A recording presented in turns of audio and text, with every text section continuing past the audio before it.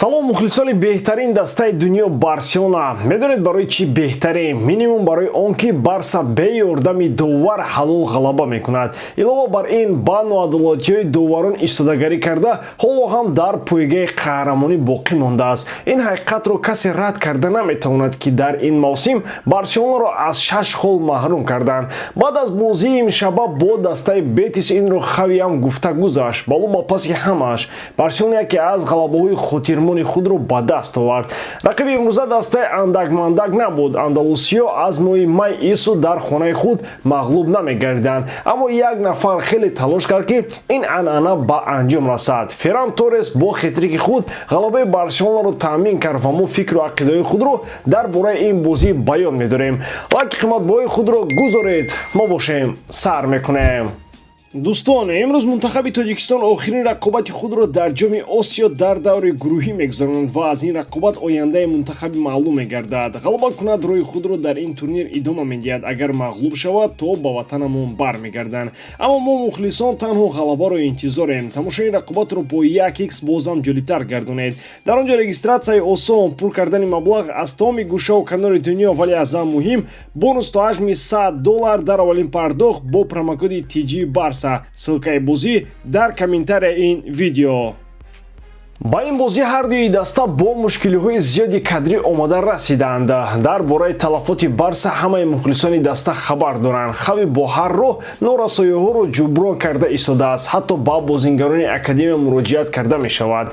Дар мавқеи ҳимоятгари марказӣ имрӯз хави маҷбур гардид ки бозингари 16-соларо ба майдон бароранд. Пау Кубарси ном бозингар дар канори Араухо дебют кард, вале ӯ ҳам то охир бозиро идома дода натавонист ва дар поёни рақобат иваз гардид. Охири ин бозӣ киногӣ буд. Барса аз оғоз 2 гол зада дарҳол бартарии худро аз даст дод. Иско дар давоми 3 дақиқа ҳисобро баробар кард, аммо дар охири рақобат Барселона 2 голи дигар зада ғалабаи хотирмони худро ба даст овард. Ҳамашро ба тартиб гап мезанем, аммо дуруст аст аз ҳаят оғоз кунем. Дарвозабон Иньяка Пеня, 4 ҳимоятгар Балде аз канори чап, Араухо ва Кубарси дар марказ ва ин дафъа Кунде дар канори рост. Дар миёнаи майдон Гюндаган, Педри ва Де Йонг, ҳамлагарони Ямал аз рост, Торрес аз канори муқобил ва дар марказ Роберт Левандовски. Дар бораи ҳаят ҳаминро гуфтан лозим ки пурра ба саф баргаштани Педри хабари хуш аст ва маъз ӯ дар аввал яке аз фаъолтарин бозингарон буд. Баъд аз тавобат ки вақти кофиам гузаштааст, Ямал бори аввал ба ҳайати асосӣ роҳ ёфт ва ӯ ҳам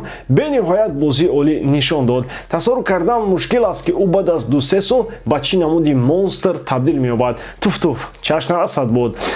Барои ман ӯ беҳтарин бозингари ин рақобат аст. Биёед ҳамин ҷо дар мавриди беҳтарин бозингар эътироф шудани Иско қайд карда гузарем. Гап сари ин ки хетрик кардани Ферран Торрес дертар маълум шуд. То он вақт онлайн ба Иско ҳама овоз дода буданд ва дигар барои иваз кардани интихоби худ мухлисон имкон надоштанд. Аммо бозам мегӯям ки барои ман Ламин Ямал беҳтарин буд. Чӣ гуна ӯ дар 16-солагӣ пасҳое медиҳад ки ба ақли одам рост намеояд. дриблинги ӯро дида ба хулосае омадан мумкин аст ки дар вақти тавобат ӯ мардак шудааст. Ба маънои мусбат мегӯем ки Ямал корҳои бозингарони бо таҷрибаро анҷом медиҳад.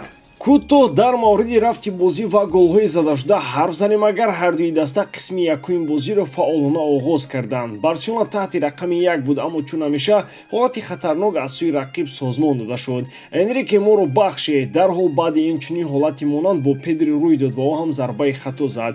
Дар миёнаи қисми якуми бозӣ ниҳоят Барса ҳамлаи ҳадафмандона созмон дод ва Педри бо пас Торресро ба дарвозаи холӣ баровард. Баъди ин Барса озодтар ҳаракат карда голи дуюми худро зад. Ин дафъа Торресро Ямал бо пас таъмин кард. Аммо баъди ин Барса бозиро бо 2 дасти адаб ба Бетис дод. соҳибони майдон дар назди дарвозаи Пеня тӯфон ба вуҷуд оварданд ва 2 дафъа Иско моро ҷазо дод. Хави дигар ба он чашм пӯшида наметавонист ки чӣ гуна Левандовски мисли терак дар майдон танҳо ҳузур дорад ва аз ӯ самаре нест. Ба ҷои ӯ ҳамлагари нав Виктор Роке ба майдон баромад, аммо ӯ ҳам дар бозии дуюми худ бо истифода накардани имкониятҳои худро нишон дода натавонисту халос. Чунин бозии кушода наметавонист Бетис мусовӣ хотима ёбад. Нафаре аз захира ба майдон омада Жоао Феликс голи ғалабаоварро зад ва Феликс нуқтаи ниҳоиро монд. Чӣ гуна аз ин голҳо хави хурсандӣ кард ҳамроҳ бо футболбозони дар нимкат буда. Бешубҳа ин бозӣ дар давоми мавсим метавонад нуқтаи буриш бошад. Барселона нагузошт ки Реал ва Жирона бо фарқи зиёди имтиёзу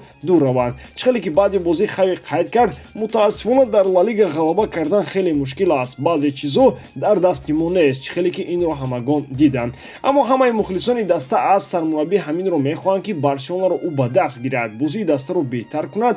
Ҳамин бас аст. Дар охир ғалабаро барои ҳамаи мухлисони Барселона табрик мегӯем.